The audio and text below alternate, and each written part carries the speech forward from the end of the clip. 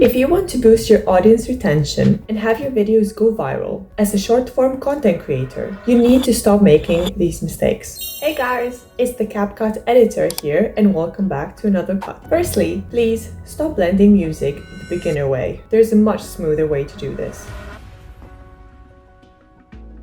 There is a much better way to create this fade-in effect at the end of the music track.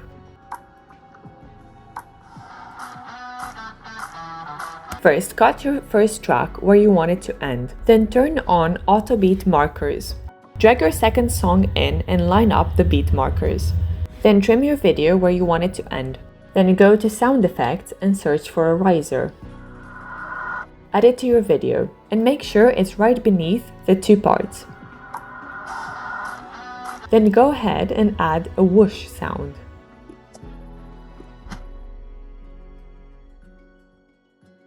Then for the first sound, cut it 2 or 3 seconds before the end and drag it down. Then make sure it overlaps a bit for a couple of seconds and add a fade in. Then go to voice changer. And over here you have different options you can choose from. I like the echoey filter or ethereal or Archibald. And this is the end result.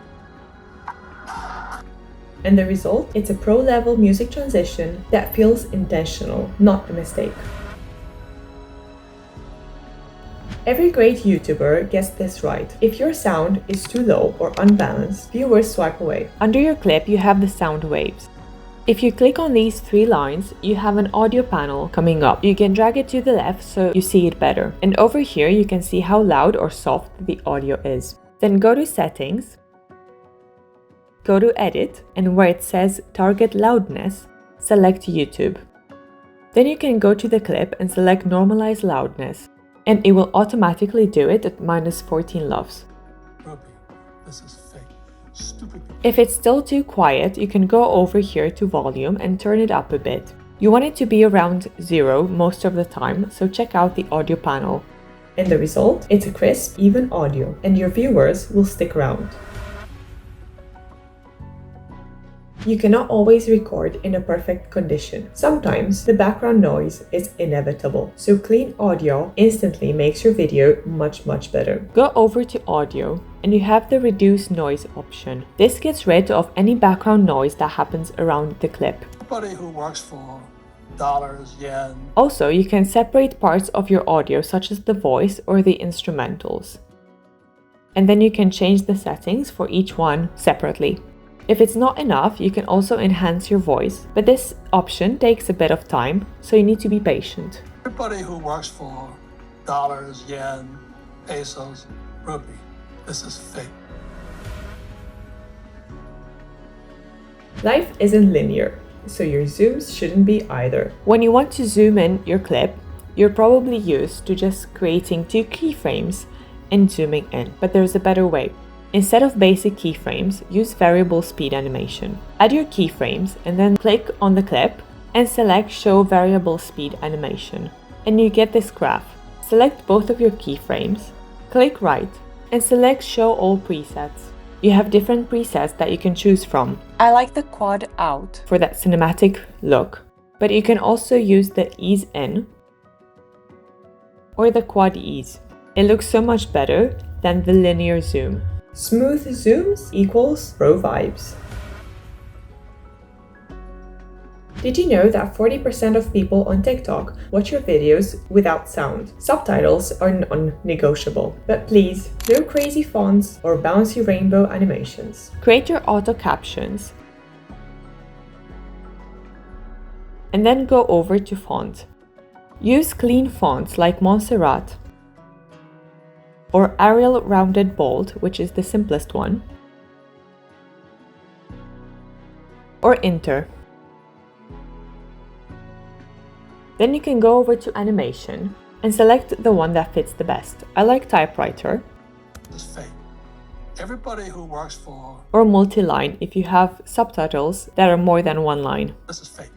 Everybody who works for dollars, yen. Subtle is more stylish.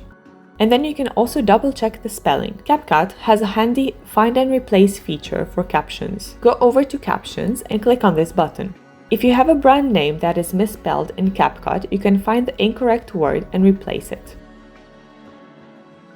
And over here, you can also make your subtitles shorter so that they fit the screen better, if you prefer to not have multiple lines or text on the screen. Jump cuts are great, unless your eyes jump as well. It's just distracting. Go over to these 3 lines and select Guides and Rules. Then add a horizontal and a vertical guide. Place the horizontal one at eye level and the vertical one between the eyes. When you zoom in or out, your eye line will move, so now you can see exactly where it needs to be. Avoid making your viewers constantly look in different directions, since it will become annoying for them. This tiny tweak makes your edit flow way smoother. Have you ever seen a single black frame at the end of the video? It's an instant amateur signal. After you edit your video, instead of exporting it straight away, set an in and out point. Go to the beginning of the clip and press I on the keyboard to create an in point.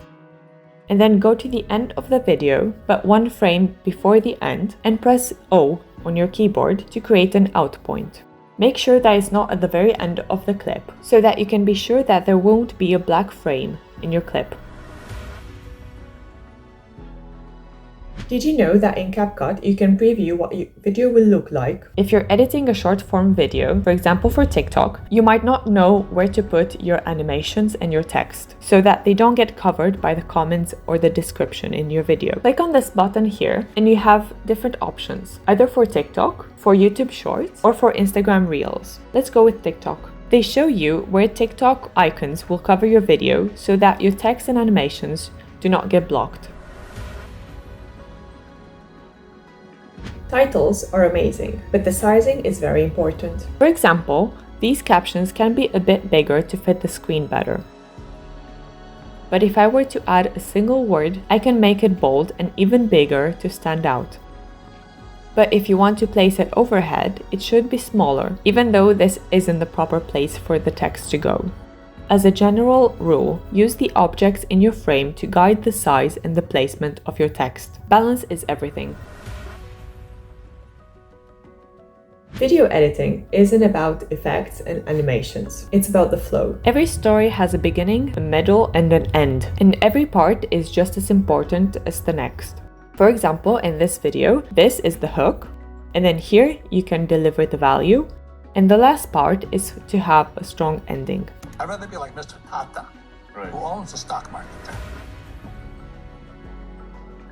And lastly, don't forget that if your videos look pixelated, you're exporting it wrong. Use these settings instead.